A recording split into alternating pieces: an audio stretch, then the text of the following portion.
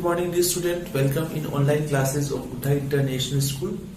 Hope you all are enjoying online classes. Dear student, today in this lecture we are going to start about Jahangir, the fourth Mughal ruler. First Babur, second Humayun, third Akbar. Recently we finished, and now just after the death of Akbar in 1605, one of his elder son Jahangir became the next and the fourth ruler of Mughal dynasty. So here we are going to know about more, that how he was, what kind of administration system started by him. He was also just like his father or not, and what kind of new policies brought by him to uplift the condition of Mughal empire. You see, in 1605, just after the death of Akbar, he became the next and fourth ruler of Mughal dynasty.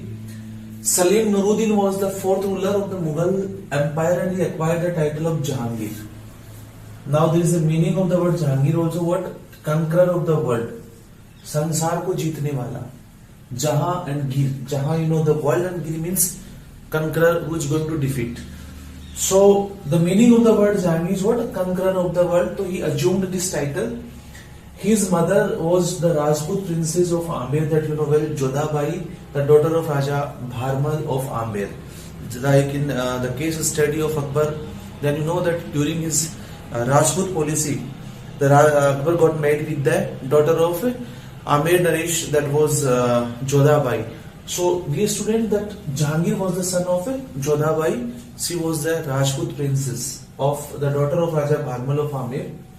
Then after, the very important thing that you should know, that Akbar called him by the name of Salim. Why? Because Jahangir born after the lot of prayers. Okay, simply Akbar was not having any son for the long time, and finally someone suggests him that yes, you should go to a sant, and the name of the sant was Sheikh Salim Chishti. Sheikh Salim Chishti. So after a lot of prayer, after the blessings of that revered sage of revered sant, that was Salim Chishti, Akbar got a child, that name was Salim. So the name of that Jahangir was Salim. Why? Because Akbar wanted to tribute that sant. The name of that sant was Sheikh Salim Chishti. So by the name of that Sheikh Salim Chishti, Akbar called to his son as Salim only. Why? Because by the blessings of that sant only, the Akbar got a baby boy. That's why the Jahangir, this Jahangir, the name was there na, that was Salim, but later on he assumed the title of Jahangir after acquiring the throne, after getting and after becoming the successor of Akbar. Then only he assumed the title of Jahangir. Otherwise, by Akbar he called as Salim only, because by the blessings of that sant only, Jodhabai got this boy. Next, my dear student, that you should know, the autobiography of Jahangir was the Tujuke Jahangiri, and this Tujuke Jahangiri, a kind of autobiography written by him only, and it's give a good idea and about his interest according to him. He was a man of justice, educated and able administrator. No doubt, just like his father, all the good qualities, just like he was a good judge, he was an educated person and a good administrator also. He continued Akbar's religious policy and attained the reverence from all the spheres of the society. So he followed the same path that path was followed by the Akbar. Means the religious policy of the tolerance religious policy that we already discussed, na same policy followed by the Jahangir also. He was also very good and loyal towards the Rajputs. He also promoted to Hindus. So simply we can say that the complete society was there na, in Hindu and Rajput. They also having the same kind of faith and the love for his king, that was Jahangir right now. So you see that he is not going to change his policy. Why? Because you know very well that my father was a great person, so I should go with the same policy, same path that was followed by the Akbar. So really he was also good, very good at the administration. Why? Because he is not going to change.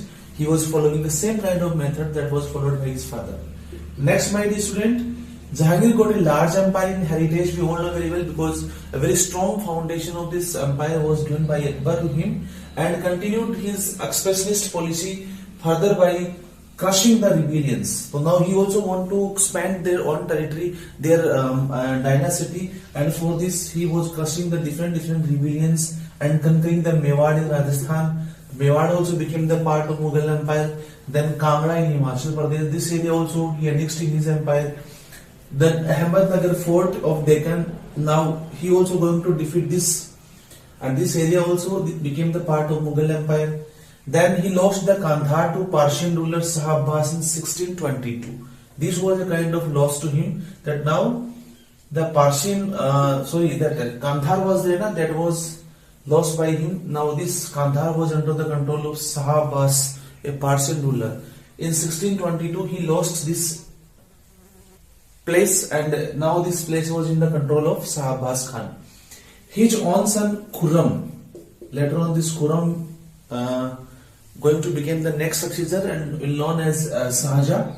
So the real name was of Shahjahan was of Khurram. So my dear students, Shahjahan, we can say Khurram, he also rebelled against him, means his own son was against him, and he was supported by the 5th Sikh Guru Arjan Dev, who was later martyred for this act. So this 5th Guru was there, that was Guru Arjan Dev, he was supporting to him. Finally, for this act, he was martyred, means he was killed by the Mughal emperor. And Jahangir was pattern of art and architecture. He built beautiful gardens and monuments and made picturesque paintings. So not only, my dear student, he was good at art and architecture also. So many paintings are painted by him, so many painters also patronized by him. Simply we can say that whatever the policies and whatever the methods are there followed by his father, he was continue with the same only. If you talk about some other things, then you see Jahangir married with Noor Jahan in 1611. The real name of Noor Jahan was Mehrun-Nisa, also you should keep in mind. Now, what was the real name of Noor Jahan? Mehrun-Nisa. In 1611 he got married with her, and she was really very talented, beautiful. She was very influential in his administration and took important decisions. Even coins were also issued in her name only. So it is said that at the last, when the Jahangir was there, he was busy in drinking and in money making. Then at the time he was not able to run the Mughal Empire properly.